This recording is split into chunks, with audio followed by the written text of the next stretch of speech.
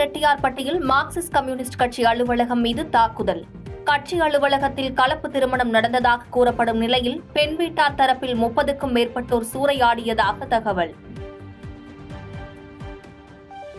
நெல்லையில் சாதி மறுப்பு திருமணம் செய்து வைத்ததால் சிபிஎம் கட்சி அலுவலகம் தாக்கப்பட்ட விவகாரம்.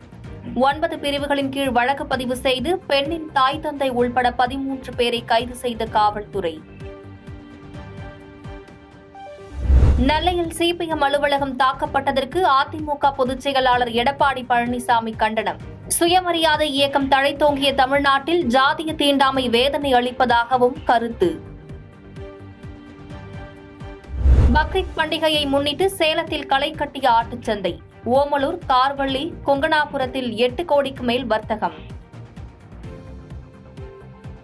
திருப்பத்தூரில் பள்ளி வளாகம் அருகே பிடிக்கப்பட்ட சிறுத்தை அடர் வனப்பகுதியில் விடுவிப்பு. வீடியோ வெளியிட்டு உறுதி செய்தார் வனத்துறை செயலர். இந்தியா மத்திய கிழக்கு ஐரோப்பா பொருளாதார வழித்தட திட்டத்திற்கு ஊக்கம். இத்தாலியில் முடிவடைந்த G7 நாடுகள் கூட்டத்தில் ஒப்புதல். ஆபரண தங்கம் விலை மீண்டும் அதிகரிப்பு. சென்னையில் சவரனுக்கு 440 ரூபாய் உயர்ந்து 53,640 ரூபாய்க்கு விற்பனை. தெலங்கானாவில் உள்ள துண்டிக்கல் அகாடமியில் பயிற்சியை நிறைவு செய்த வீரர்கள். விமானப்படை தளபதி சௌத்ரி வீரர்களின் நெடுக்கான அணிவகுப்பை பார்வையிட்டார். தென்னாப்பிரிக்காவில் ராமபோசா 2வது முறையாக அதிபராக தேர்வு. தேர்தலில் பெரும்பான்மை கிடைக்காத நிலையில் கூட்டணி கட்சி ஆதரவோடு ஆட்சி அமைக்கிறார். 20 ஓவர் உலகக்கோப்பை கிரிக்கெட் தொடரில் தென்னாப்பிரிக்க அணியை மிரட்டிய நேபாளம் அணி. விறுவிறுப்பான ஆட்டத்தில் 1 ரன் வித்தியாசத்தில் வெற்றியை பறிகொடுத்தது நேபாளம். முடிவுக்கு வந்தது 61 நாள் மீன்பிடி தடைக்காலம். உற்சாகத்துடன் கடலுக்கு மீன்பிடிக்க சென்ற விசைப்படகு மீனவர்கள். விருதுநகர் அருகே லேப்டாப் ஒயரில் மின்சாரம் பாய்ந்ததில் இளம்பெண் உயிரிழப்பு. சார்ஜ் போட்டபடி லேப்டாப் பயன்படுத்தியதால் நேர்ந்த சோகம். கேரளாவில் சாலையில் சென்ற பள்ளி பேருந்தில் பற்றிய தீ. ஓட்டுநரின் சாமர்த்தியத்தால் உயிர் தப்பிய பள்ளி குழந்தைகள். திருப்பத்தூரில் இன்று அனைத்து பள்ளிகளுக்கும் விடுமுறை விடப்படுவதாக மாவட்ட ஆட்சியர் அறிவிப்பு. பள்ளி சார்ந்த நடவடிக்கைகள் எதையும் மேற்கொள்ள வேண்டாம் என அறிவுறுத்தல்.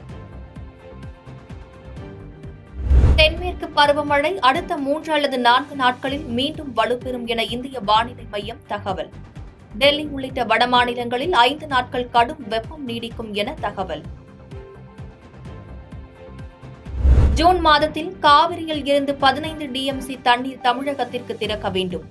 டெல்லியில் நடைபெற்ற ஒழுங்காற்றுக்குழு கூட்டத்தில் தமிழ்நாடு தரப்பில் வலியுறுத்தல். திருச்சியில் SRM நட்சத்திர ஹோட்டலை மூடும் முயற்சியில் திமுக அரசு ஈடுபடுவதாக தமிழ்நாடு பாஜக தலைவர் அண்ணாமலை கண்டனம். வழக்கு நீதிமன்றத்தில் நிலுவையில் இருக்கும்போது திமுக அரசு உள்நோக்கத்தோடு நடவடிக்கை எடுப்பதாக குற்றச்சாட்டு.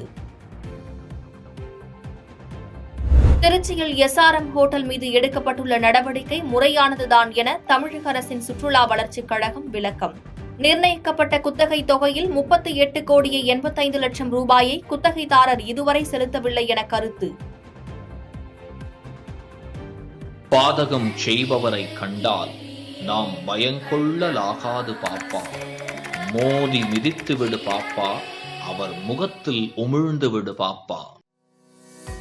அண்மை செய்திகளை உடனுக்குடன் தெரிந்து கொள்ள இணைந்திருங்கள் இயம்நாடு தொலைக்காட்சியுடன்.